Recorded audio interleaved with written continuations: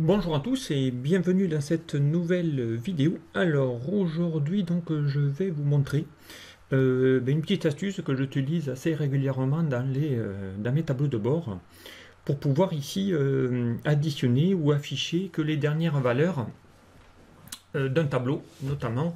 Donc ça peut être par exemple ici pour créer des indicateurs, notamment des KPI. Donc j'ai créé ici un tableau. Voilà, tout simplement c'est un tableau avec des données, hein, voilà. Ici j'ai les périodes des 12 mois de l'année et ici j'ai un comparatif de l'année N-1 et l'année N. Okay, donc ici l'objectif c'est de pouvoir lui dire d'aller afficher ici par exemple le dernier trimestre que j'ai réalisé, enfin les 3 derniers mois, que je veux faire la somme des 3 derniers mois. Et ici par exemple si je prends ici l'année N-1, il va vous dire que l'année N-1, les 3 derniers mois, si je prends que les 3 derniers chiffres ici du mois d'octobre, novembre, décembre, ben ici il vous dit bien que ça fait bien 1743, donc il vous retrouve ici les données. Ici je fais la somme de l'année N, il vous dit ici que les 732 plus 716 et 946 fait bien ici les 2394, donc je retrouve bien ici les données dans ces chiffres. Okay, donc et ici ça va vous permettre ici de pouvoir faire une somme des 3 dernières valeurs d'un tableau. Et vous allez voir qu'on va pouvoir rendre ça dynamique, puisque derrière ici, si je veux maintenant ici faire les comparatifs des 6 derniers mois, donc ici ben, je n'ai plus qu'à mettre ici mon indicateur 6, et automatiquement donc il va vous créer ici votre tableau. Voilà, si je fais ici que les 4 derniers, voilà, il va vous faire ici l'inverse, il va vous faire ici, je sais pas moi, les 5 derniers, voilà, il va vous mettre ici les informations correspondantes. Ok. Donc là, on va avoir ici les informations directement ici dans mon tableau.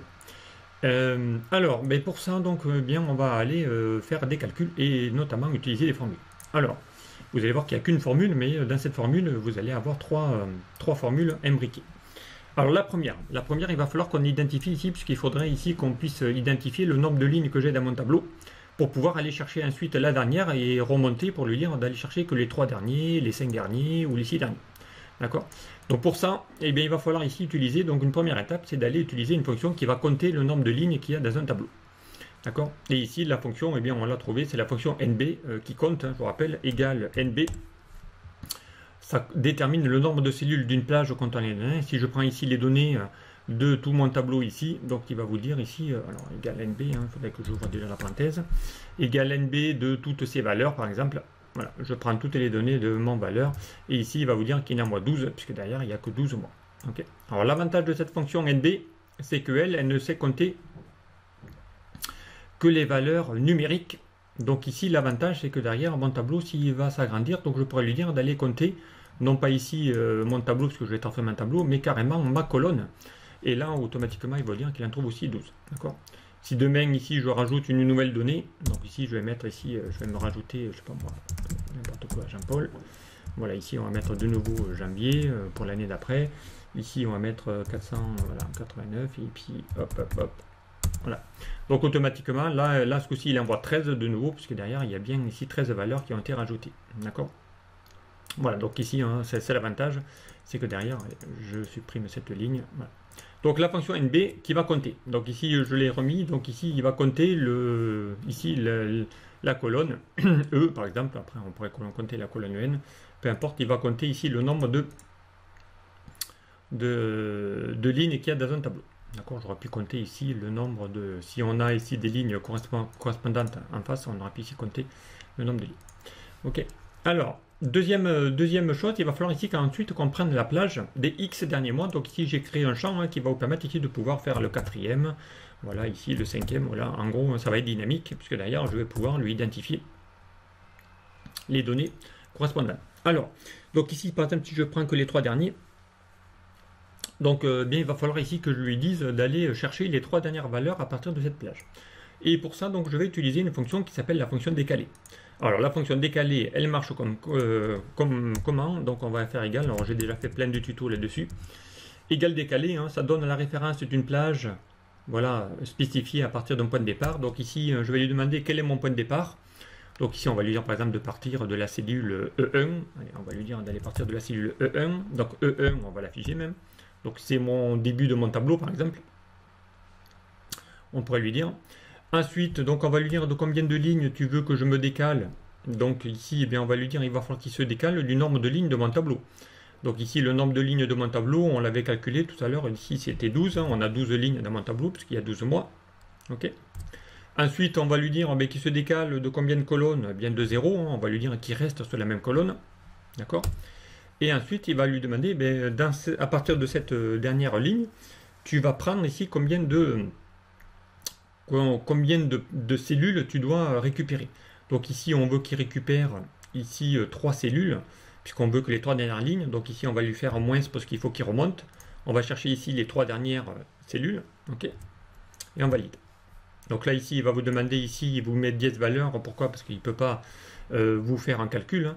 Par contre, si je me mets ici dans ma formule, okay, et que je fais F9 pour l'exécuter, vous allez voir qu'il va bien ici vous récupérer des données correspondantes. Il va bien récupérer les 511, ce sont bien ma dernière valeur, mais les 584 et 1648. Donc ici, on retrouve bien les bonnes valeurs correspondant à cette plage. Okay. Si je le fais dans la plage d'à côté, donc ici pour l'année N, donc ici ce serait l'année N-1, on va faire un CTRL-C et on va le mettre ici, CTRL-V. Okay. On va faire égal, décaler. Okay. Donc on va lui dire qu'il commence ici à la cellule F1, okay, qu'on va l'afficher, F4, pour mettre des $. Ensuite, on va lui dire de prendre combien de lignes. On a dit qu'on avait 12 lignes dans notre tableau. On va lui dire de prendre combien, de rester sur la même colonne, d'accord. Et ici, en hauteur, on va lui dire de faire aussi moins 3, d'accord. Moins la valeur ici qu'il y a dans H3, pour le nombre de lignes. Et je ferme, ok. Donc là, il va vous faire aussi des valeurs. On va sélectionner ici la cellule, je vais faire F9. Et vous allez voir que là, il va récupérer les 732, les 716 et les 946 correspondants. Okay. Alors, si je lui dis maintenant d'aller faire ici, par exemple, 4, vous allez voir qu'automatiquement, ici, hein, si je fais de nouveau F9, vous allez voir que là, il vous a rajouté une 4e donnée, donc c'est bien la 795, parce que derrière, il va aller récupérer les 4 dernières données. Donc maintenant, vous avez compris que là, il faut maintenant que je fasse une somme de ça. Donc après, c'est simple, hein, on va ici lui dire d'égal faire une somme de cette plage. Et puis là, il va vous trouver ici 3189. On va faire également la même chose ici, la somme de tout ça. Okay. Donc là, il va bien retrouver les mêmes 2449 et 3189.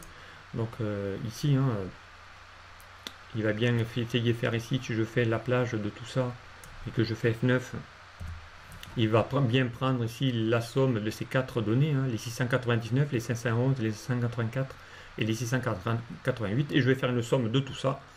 D'accord. Et bien dans ce cas-là, si je fais une somme de tout ça et que je fais F9, vous allez voir, oui, parce que j'ai pas tout pris, pardon, il me manque une parenthèse. Voilà. Si je fais F9, donc il va bien trouver ici les 2442 qu'il va trouver ici, correspondant ici dans mes valeurs. Okay. Ben voilà, vous avez compris ici comment on peut ici lui demander d'aller faire les 3 derniers par exemple.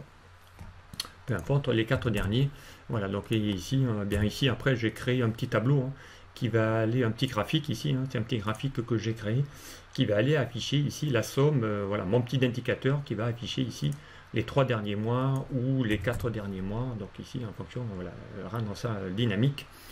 À partir ici de ma source, ici la source de mon tableau, hein, c'est lui et lui, donc voilà, on a ici notre graphique qui va chercher ces 4 données avec ici mes in-têtes et mes valeurs, voilà, tout simplement.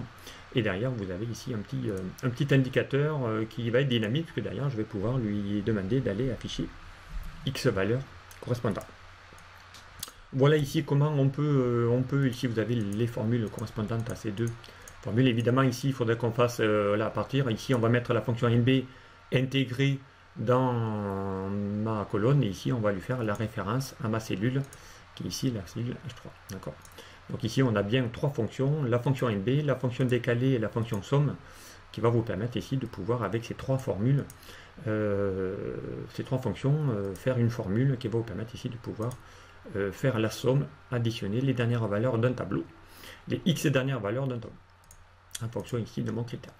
Voilà, donc un tuto vraiment simple à réaliser.